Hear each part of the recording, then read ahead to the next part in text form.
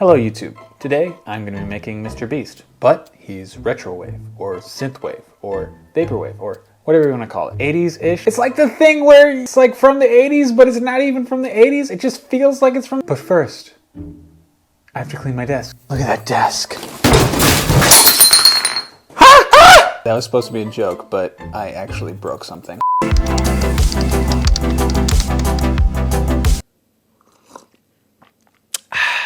Alright, first things first, we gotta get a picture of Mrbeast. Here we go, Mrbeast. Let's see. Whoa. Alright, let's see. If I was Mrbeast and I was gonna be Retrowave, what would I look like? What face do Retrowave people make? What face do they make? I don't think they're smiling. The peace sign, they're giving the peace sign. There we go. I think that'll work. Oh yes, that's what I'm looking for. Okay, let's get Mrbeast here. Let's give him a download. The whole idea for this video came from another video where another guy said that it was easy to make retro art. And I thought, well, if it's easy, might as well do it. If I'm doing it, might as well do it to the king of YouTube. I'm gonna be following the steps that he carefully laid out. Line arts. Wow. First make a line drawing. Use the pen tool. Oh, okay. I'm going to find where I downloaded my Mrbeast and put him onto my Photoshop document. I'm supposed to use the pen tool in Photoshop. So I've done this before. I've done a retro art style before, but never to this degree. I did a hackneyed version. Here it is.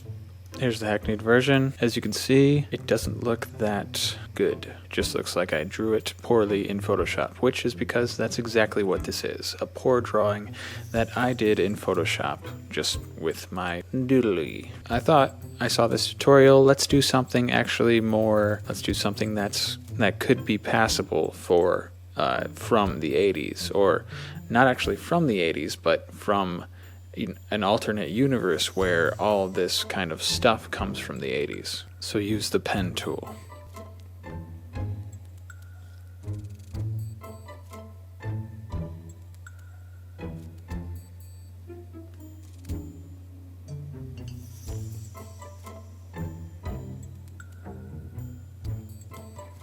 No, that's not what I want to do. How is he doing that? Why is it always making a shape? I want to make a stroke. I have a confession to make. I am not a good Photoshop artist. I'm not a Photoshop artist at all. I don't understand the pen tool. Using the pen tool for this, I'm sure that I'm doing it wrong, but every time that I want to make a line, I have to say I'm here, and I just want to make a new layer, and then I'm gonna make a line on the layer, like this chin, and it becomes a shape! And that's like, I think what the pen tool is supposed to do. But to change it to a line, I made a preset like this so that it becomes a line. I have never used Photoshop like this. I don't know why anyone would want to use Photoshop like this. Maybe there's a reason to have all these layers of different lines. That's what apparently it looks like in this video. A bunch of different layers with single lines with a pen. And I don't understand why anyone would want to use Photoshop in this way. Maybe there's a reason why. If you know the reason why, please tell me. I don't know the reason, but apparently this is the way that we do it, and I'm gonna do it anyways. It's taking me a lot longer than I thought it would. This was supposed to be easy. 1, 2, 3, 4, 5, 6, and I had to hit enter. 7. That's 7 strokes to make one line. 7 keystrokes to make one line. With the brush. Look, with the brush. Look what I'm doing. Look what I'm doing. I'm making it small, and I just made a line. I didn't make any keystrokes. What? Why do we have to do keystrokes? I'm doing it wrong. I know I'm doing it wrong, but I'm trying to follow the tutorial. Okay? It's not looking good. The lip's not looking good. I don't know how to make that lip look good. Look at that lip. That is a scraggly lip. Look, that's what it is though. It is what it is. Don't blame me for the lip. Alright, we're going with that. What's up with the nostrils? One's huge. I'm just gonna have to copy it. This is why you don't look too closely at photographs. You're not meant to. They're not meant to be an accurate representation of a person. They're just a novelty. They're not real.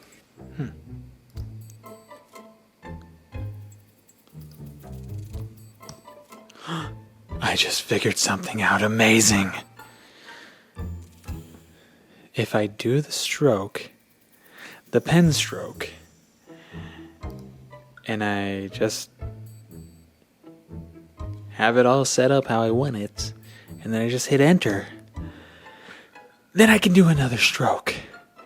I wish someone had told me this earlier. This is gonna make it a lot faster, but you know, I blame myself because obviously you just hit enter to finish the stroke, but I thought it would be a little bit more intuitive.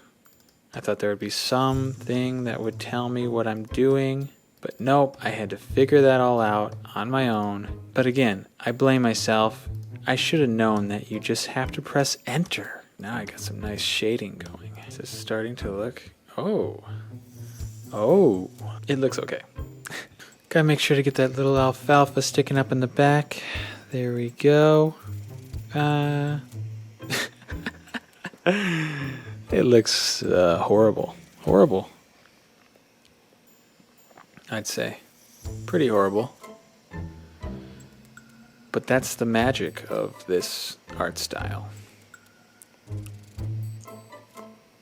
Right?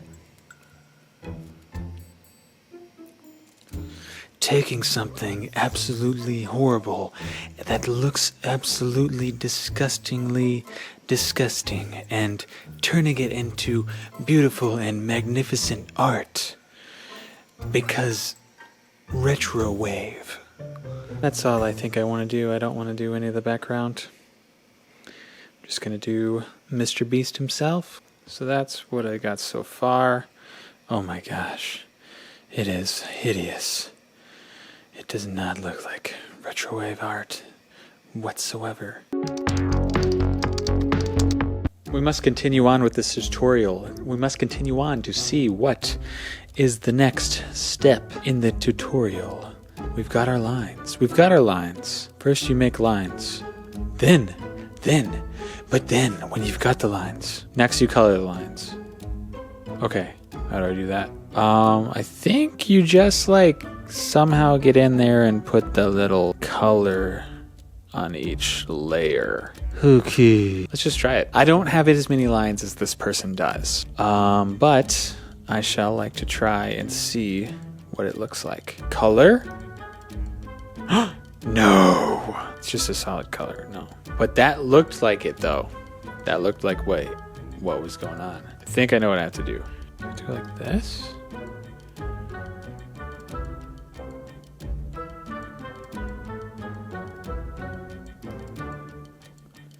Oh,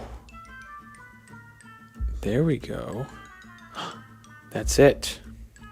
Create clipping mask. We got red, we got purple. I'll do a purple next. So I create a solid color, whatever color I want, which will be purple, and then create clipping mask, right? Okay, yeah, see, there it is. Purple, I'm just gonna go with all these colors and just randomly. It's like all the colors of the rainbow. Red, purple, yellow, green, red, indigo. Should I put indigo? Orange. No orange.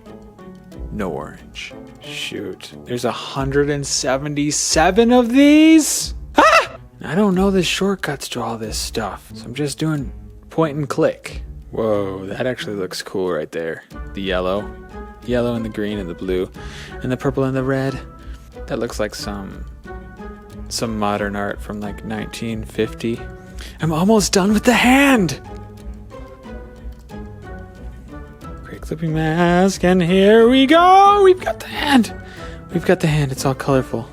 Again, I should reiterate that there's probably a better way of doing this. I'm just doing it the only way that I possibly know how, because I'm not a Photoshop person. I'm just doing what I can. I'm just trying my best out here. It might not seem like this is taking a long time, but it is taking a long time, and I'll show you. I have to do 1, 2, 3,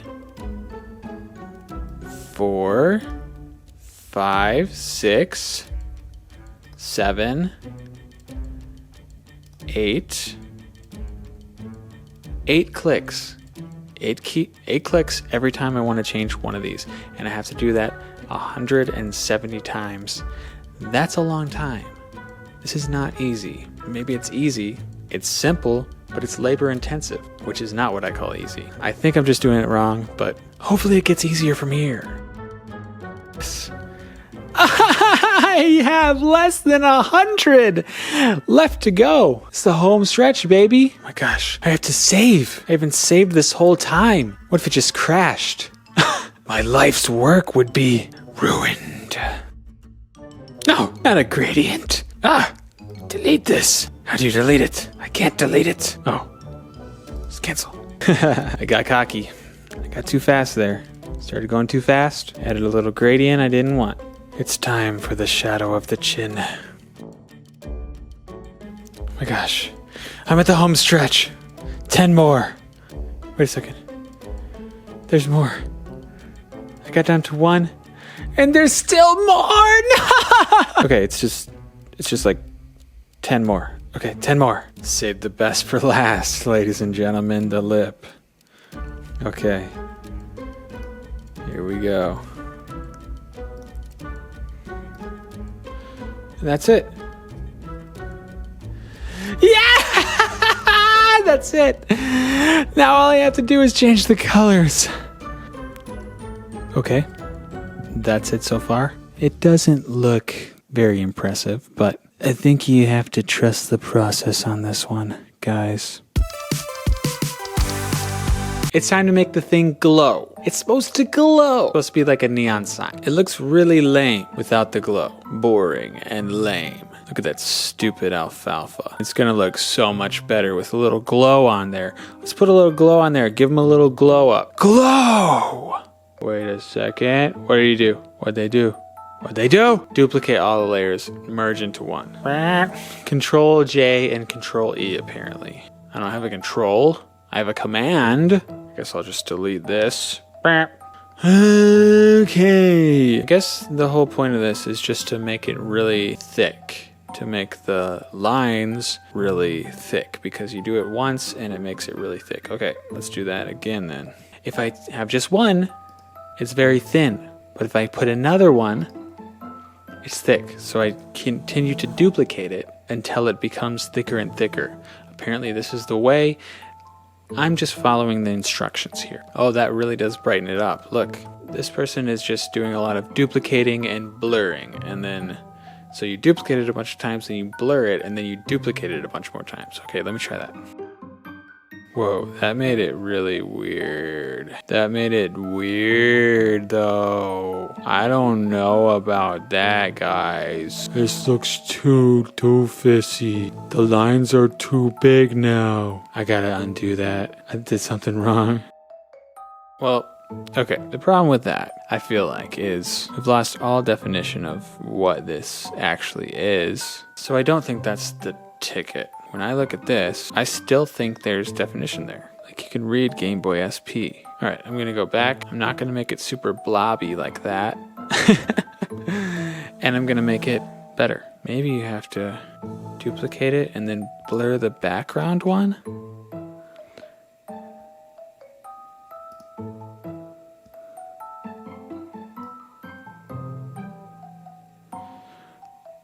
That looks cool. Maybe that's it. Alright, I don't think it looks as good as the one in the tutorial, but I feel like it's passable. So let's go with that. This is the most important step. There's nothing more important than doing this step right. If you don't do this right, you might as well not even do this thing at all. Wait, I totally missed it. You just download and then add some textures. So I downloaded a bunch of textures. Now I am going to put them all onto my document and see what they do, because apparently this is the most important part of the whole entire process. We shall see. There we have it. We have our Mrbeast. He's Retrowave. Look at him. He's so Retrowave. He's so retro. He's obviously a neon sign from 1985. Look at this. Look at this detail. Look at the detail on this. Wow. You can see that he's shining. He's glowing. He's got the right colors. Look at his chin hairs. His lip is fantastic. His teeth, that nostril. We got quite the Retrowave Mrbeast here. I'm really proud of this. I'm really proud of this guy. Look, there's textures here. Look at this. Someone spilled milk on his face. This is a wonderful, wonderful Retrowave Mrbeast. So I just have to export it and sing angelically. Oh. So that's Mrbeast, but he's Retrowave. It took me a few hours to follow this tutorial and to actually create something that I feel like, it's pretty good. It's okay. It's passable. It looks like it could be from some kind of weird photocopy of a 1980s neon lights picture, but we have more tools at our disposal. This is not the only way that we could make this. There's more that we can do. There's more that we can understand. There's more that we can dive into. And dive I will into the Dall E. Dall E. Dall E. Dall E. Dall E? I was invited to create using Dall E, the artificial intelligence, because I am a professional artist. Don't look into that. I was invited to create with Dall E. All I have to do, hopefully, if it all goes according to plan, which all never goes according to plan, but perhaps it will, because we're dealing with AI, and AI is very advanced. And anyways, I'm going to try to type in Mrbeast, but he's Retrowave, and see if it does a better job than I could do in a few hours on Photoshop. Mrbeast in the style of Retrowave. I have a feeling that the AI is going to be able to figure out what Mrbeast is. Retrowave, on the other hand, is perhaps a little bit harder to find out what that means. I don't even really know what it means, but let's see what it comes up with. Okay, I didn't get that I wanted Mrbeast, the guy. Best Beast. I'm surprised it didn't know who Mrbeast is. It did get Retrowave pretty well, though. The idea of being neon, a portrait of Mrbeast, YouTuber in the style of Retrowave. Let's see what it comes up with. They don't look like him at all. That could seriously be like the evil dark version of Mrbeast. Mrbeast. I got one more idea, okay? There is a filter in Photoshop that makes really amazingly artistic renders of, like, it can make a painting out of a photograph. Here we go. Check this one out. That looks super Retrowave. What's it gonna do? What's it gonna turn out like? Not even close. Like, look, this looks super cool with the blue and the red and the eye looking there. But then it comes over here and it's not even close. It's not even anything like what I would want. So best one so far is my rendition. My own, my very own. I followed a YouTube tutorial, and you know what? It's not perfect. I know it's not perfect. Look at the nostril, right? Look at the upper lip there. I know it's not perfect. Look, he was just eating something weird. Look, I know it's not perfect, but come on. This is Mrbeast Retrowave. If you know an easier way to do it, let me know in the comments. Otherwise, thanks for watching. One last thing. If software was made to be soft, why is it so hard?